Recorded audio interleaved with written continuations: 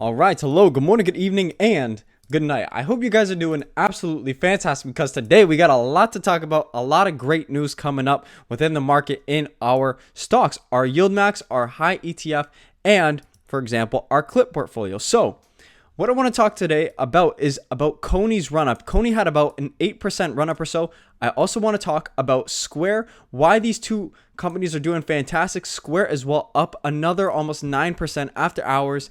This is due to earnings by both of the companies, which I want to kind of go through here.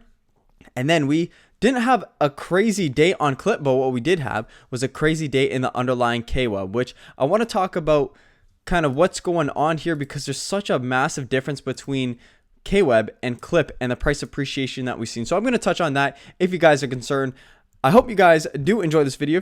If you do, we're up to 4,555 subscribers. Look at that beautiful number right there. So 291 subscribers in the past 28 days. I want to say thank you to everyone who subscribed, but let's get into this today. So we got a few kind of ETFs we're going to talk about today. We're going to talk about CONY, which the whole reason why CONY was up about 8% today is due to the underlying being up about 9%. And this is because Coinbase reports first quarter revenue after they beat their first quarter expected earnings because Bitcoin had a rally leading to a surge in its profits. So let's kind of dive in here. It reported $1.64 billion in revenue compared to a $1.34 billion expected. That's actually a pretty decent beat.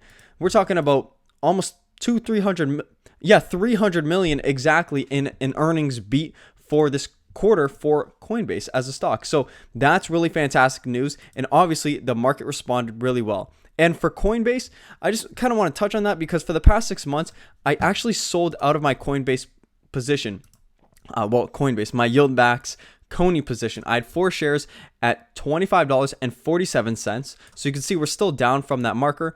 But over the past past month or so for Coin, you could see that we were up to about $260 and we really trended down all the way back to about $200 or so. So in the past 5 days, we've had like a pretty decent run up where Coin, the underlying stock of CONY, has actually done very well, appreciating about $30. And in turn, CONY, the Yieldmax ETF, has done well as well, rebounding from about $22 all the way up to $25 now. So it's kind of tough to say what's in store for CONY and for Coinbase going forward because, of course, this is really great news. Obviously, you want to see your companies beating earnings, but there's a lot of pressure in the share price, which I do see here for Coin and also for CONY, especially as we're seeing a lot of barriers here at the $25 level. So Coinbase is really at a crossroads here, and they're approaching kind of their yearly highs as well at the same time. So it's got a lot of interference going on the way up here, but this is obviously great bullish news that could potentially drive Coinbase even higher. Now, a stock that I do hold currently, SQY, I hold about 22 shares. I'm going to kind of reveal that position right here. Square's right here. I have an average share price of $24.35, 22 shares. Let's see how SQY is doing. So you could see here, even after hours, up to $23.72. I've held Square for probably about 3-4 months right now. So I've been receiving dividends on Square, and I'm almost at my kind of break-even price. But Square over the past couple months has actually been doing pretty poorly, and that's due to the fact that Block has lost a lot in terms of their market cap. You can see here going to the past 6 months, we were at a high at about $85 and trended down $15 or so. That's roughly about 13% loss or even greater, really.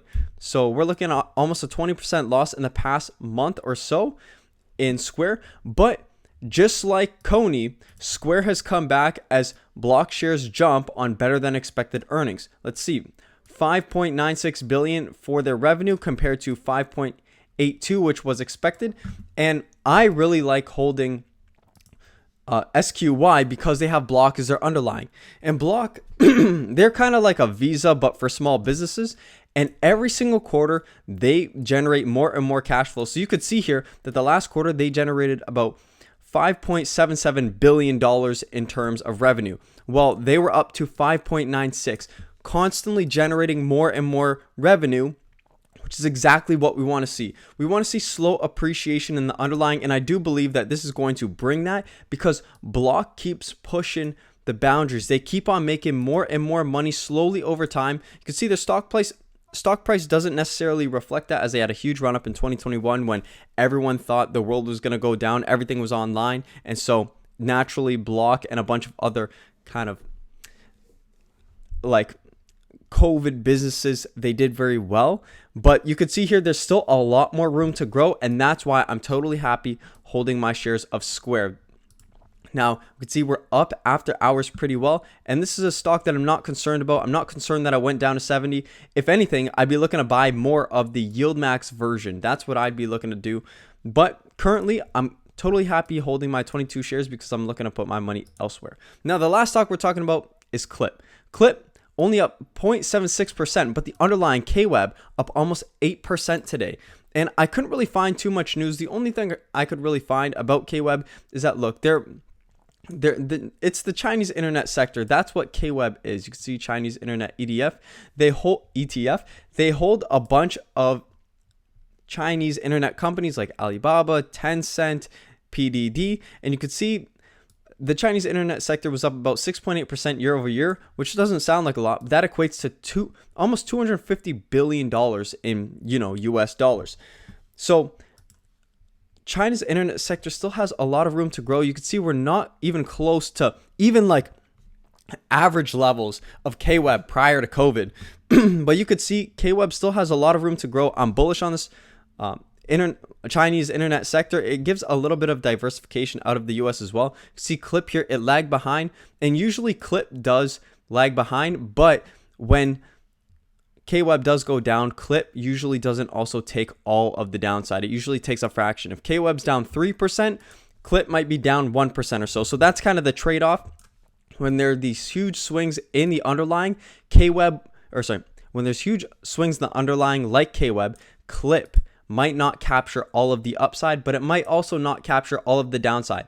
KLIP really benefits when KWEB is only up like these small percents, like 0.53% after hours. KWEB kind of does well on those because you can see it takes almost half of that, for example. But when KWEB has these massive swings to the upside, like we've seen here, 8%, it's difficult for KLIP to catch up and kind of hold onto those gains. So that's one thing to keep in mind when you're investing in KLIP. We kind of want slow appreciation, but even though KWEB is a volatile sector, it's still a Chinese ETF, and it follows the Chinese internet sector. It follows an entire sector, a bunch of amazing companies with super high market caps, even though KWEB itself only has a $5.5 billion market cap. Generally, we don't really see huge swings like 8% in KWEB, but unfortunately that's what we got today, and KLIP wasn't able to kind of track that as closely. But I wanted to give you guys the news just in case you guys didn't see. On CONY, we had SQY, and we also had KLIP with KWEB appreciating almost 8% today. That was just a little bit of a news kind of boost here. If you guys didn't see what was going on with Coinbase or Square and how they continue to beat earnings, and really they're not so much Coinbase because I don't track it as much, but I definitely do track Block and Square.